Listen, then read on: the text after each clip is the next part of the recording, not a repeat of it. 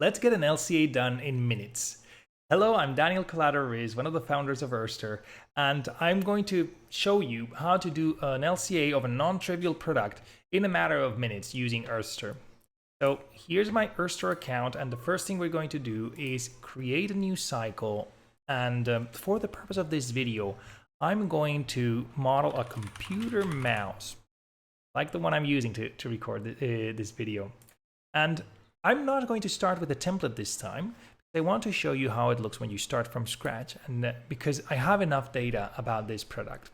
I'm acting out as if I were responsible for this product in particular. What I've done is go through a few websites looking at some data about computer mouses.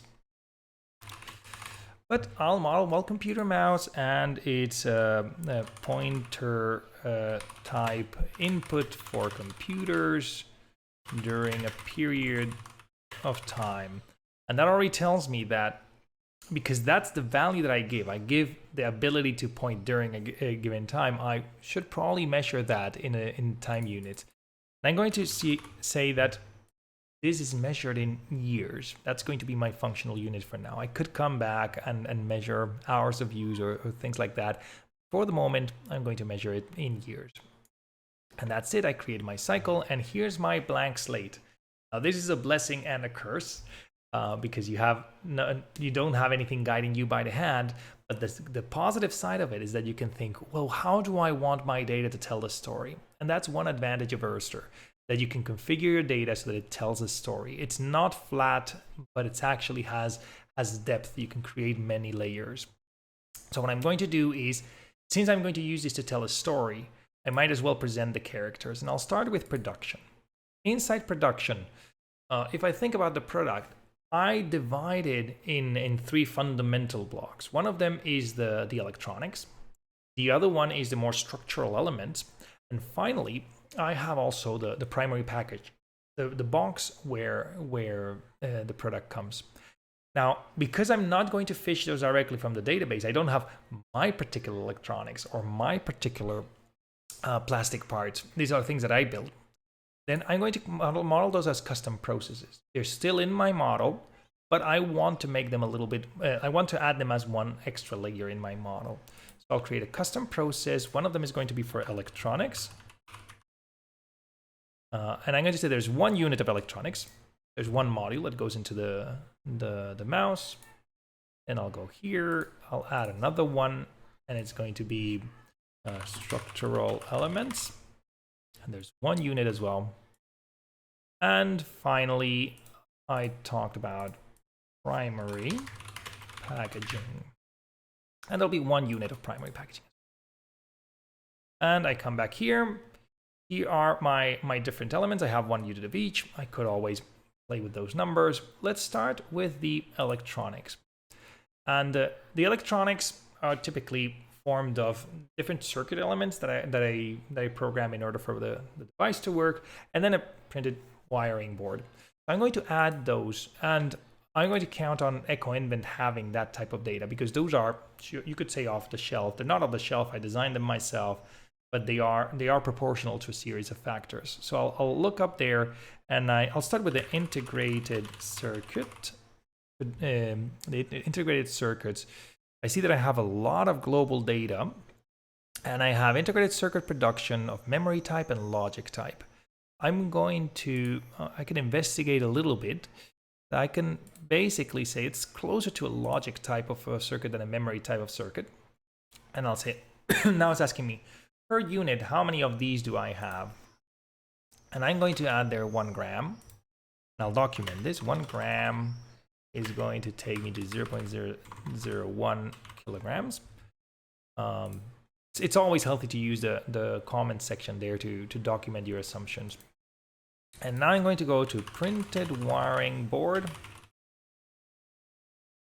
And I know for sure I don't want infrastructure.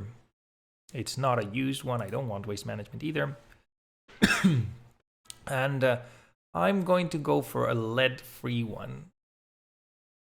Now this, if you're in that manufacturing environment, you typically know the type that you have, and otherwise you can always select a few of them and add them based on a ratio. And I'm going to say I have 10 grams of printed wiring board. 10 grams, which is 0.1 kilograms. And here I have my electronics, and I already see the ratio between those two.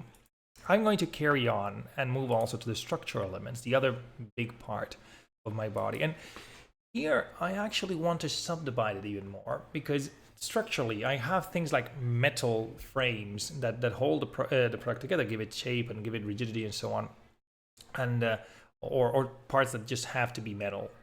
And then other parts are actually made of plastic. And those have different types of processes. I'll go here and add a custom process for plastic cover. And now one thing that so far you've seen me here use this unit value, but I can actually change that and say, well, the plastic cover, I internally measure it in grams. So now this process, everything inside is going to be measured in grams. And outside also, I'm going to say how many grams I have. And I have 80 grams of plastic cover.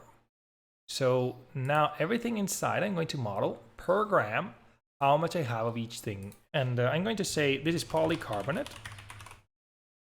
And I'm going to go for polycarbonate production from Europe.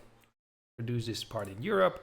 And remember, this is per gram 0.001 kilograms. So I go here and 0.001 kilograms. Go to the plastic cover. And here I have my polycarbonate. But plastic on its own, as it comes to the fabric, to the factory, is just pellets. I need to do something to it. I need to heat it up and do an injection molding process. And here I have market for injection molding, but I also have the European injection mold. So I'll click here and I'll, again, per gram, I have 0.001 kilogram. 0.001 kilograms. And now I have this plastic cover and I'm seeing the environmental impact. In addition to that, I mentioned that I have a metal frame. I have a metal frame. Now I'm going to say this is, I'm also going to measure it in grams because it's a small product. And I'm going to say this is 15 grams. And again, per gram, I'm going to say how much of each I have. I'll click add new. I'm going to say it's made of steel. I'm going to grab market for steel from EcoInvent. And I'm going to say per gram, 0.001 kilograms. 0.001 kilograms, and you see that it already starts appearing there. But I'm also going to add a process here. This is a bit more optional, but I'm going to say steel milling. So steel milling process, and I'm going to pick the average here. It's market, satisfied with the market. And I'm going to say that 0.1 grams removed per 1 gram. So in this case, that means I need to put that is 0.0001 next to 0. 0.0001. And there we go. It popped up with him. Now I have the metal frame. If I zoom out, I'm seeing all the structural elements together, so I can compare the impacts of each one of them. And if I go to production, I can compare the impacts of these two. In addition, I want to have this primary packaging, and I'm going to add here, I'm going to look for boxboard,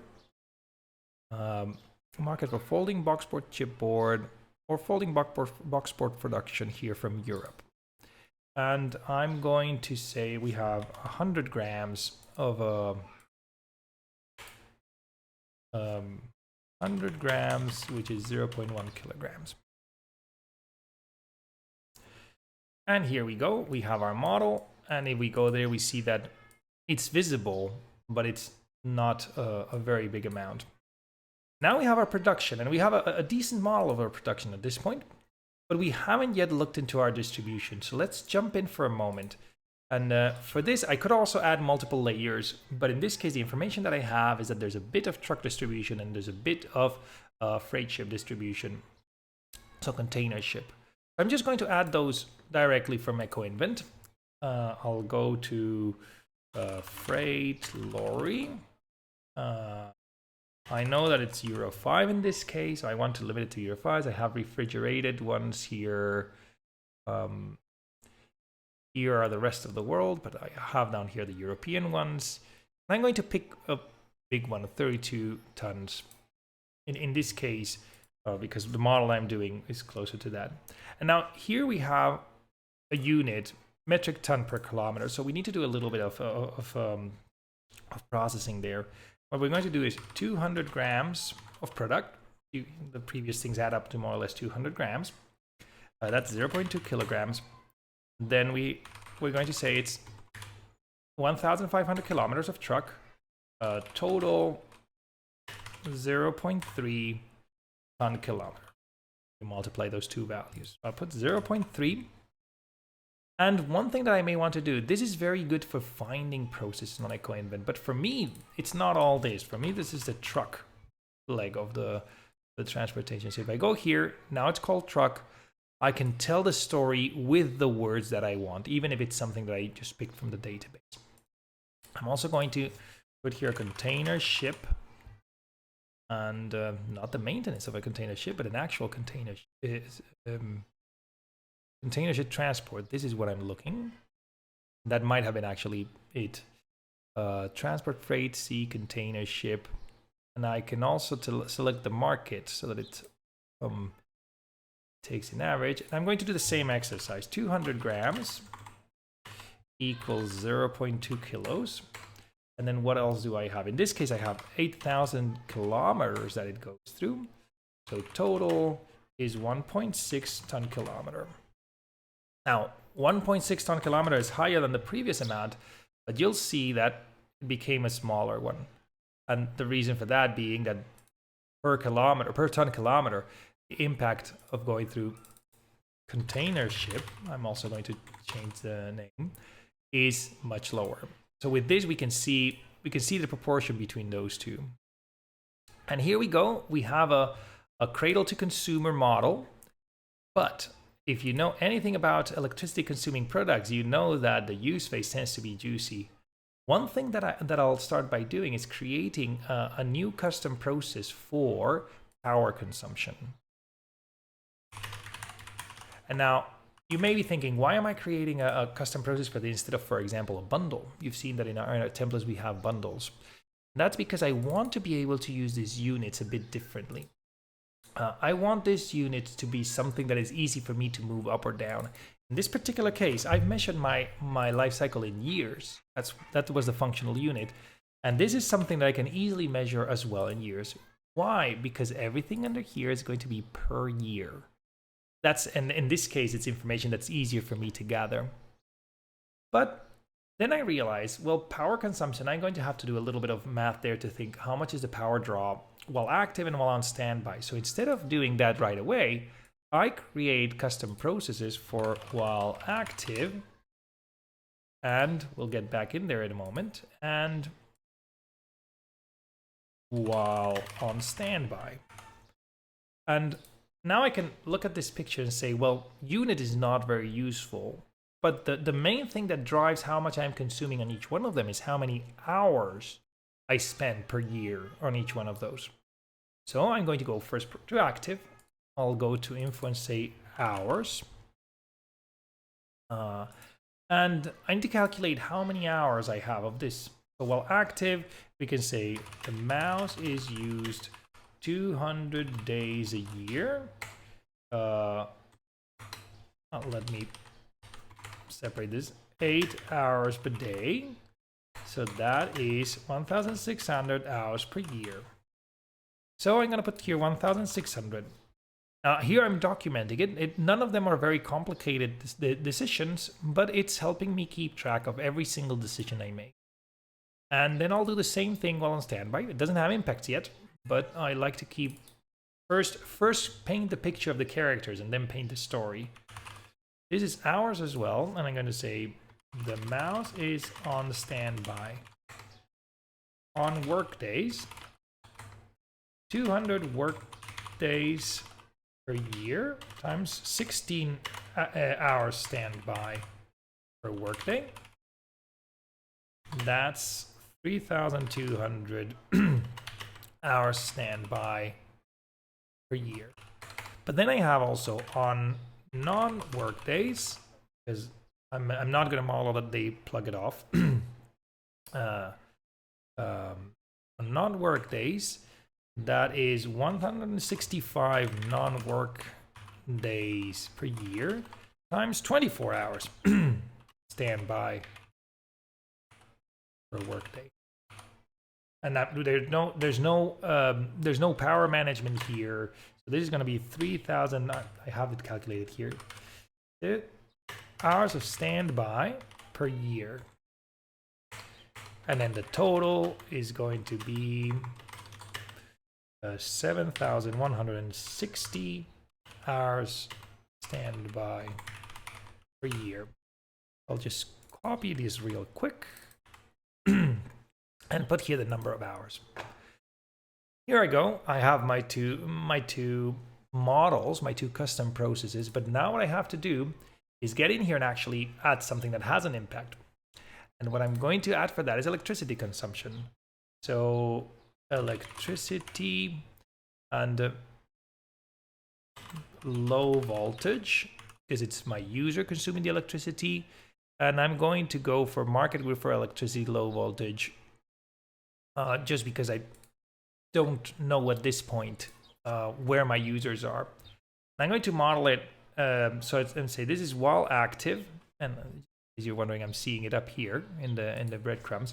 While active, the device consumes 0.5 watts, and this I got from a market service, 0.5 watts, which is 0.0005 kilowatts hour per hour, which is a funny way of putting it, but I need to get to kilowatts hour here. So, and I put the value, and you see that it pops up there quite strongly. And then that's while active, but while on standby, I need to give it also an impact. Electricity low voltage. Actually, well, if I know how to spell voltage. And I'm going to select again the market group, because for the same reasoning as before.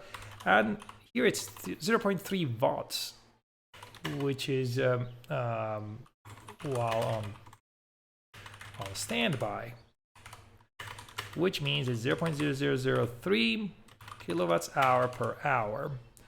And I put it here, and here it goes.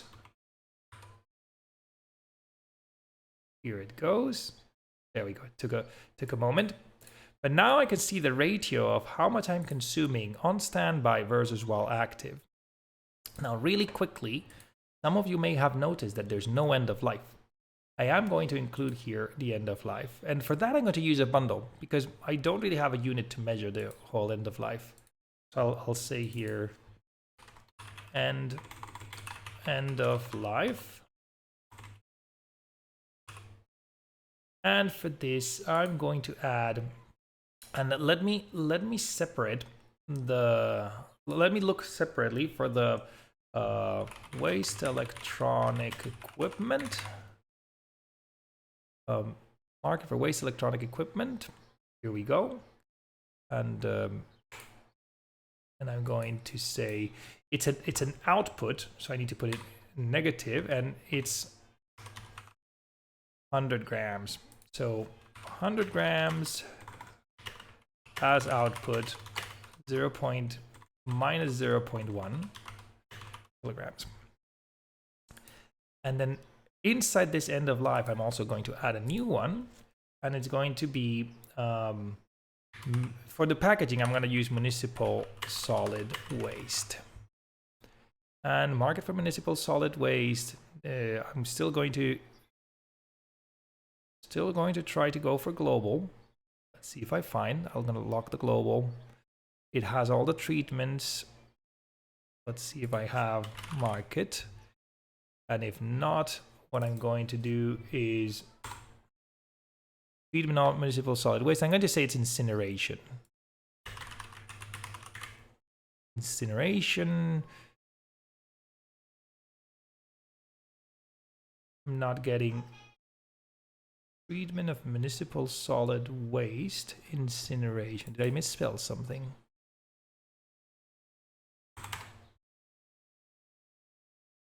Maybe it's because, yeah, I have this global. Maybe able to get something here. Yes, and I'm going to take the rest of the world waste management. And same logic as before, 100 grams as output minus 0.1 kilogram. Oh, this is in megajoules. I'm pretty sure we have a different one. Let me swap. Treatment municipal solid waste incineration. Rest of the world incineration in kilos. That's, there we go. 100 grams as output minus 0.1 kilograms. And here we go, minus 0.1 kilograms. And there we go. And you see here the proportion of end of life in proportion to the power consumption, actually the proportion of everything to power consumption. So here this is telling us already the story that power consumption is the biggest driver. Second to that is the electronics, and I can see the proportion of the rest of the elements. So there's clearly a power law in this one, and there's clearly a drive to reduce the power while on standby. So spending, like, having more electronics, a bit more complex electronics, but saving this impact clearly has an upside from the environmental point of view. And that is all from this case. You see that in 20 minutes we've managed to have a good LCA that already drives us into very good conclusions, and we could keep digging, we could keep improving, we could keep inviting suppliers to make this even better. Thank you very much for listening to this, and please reach out if you have feedback, if you have questions or anything similar. Until then, enjoy using Earthster, and talk to you soon.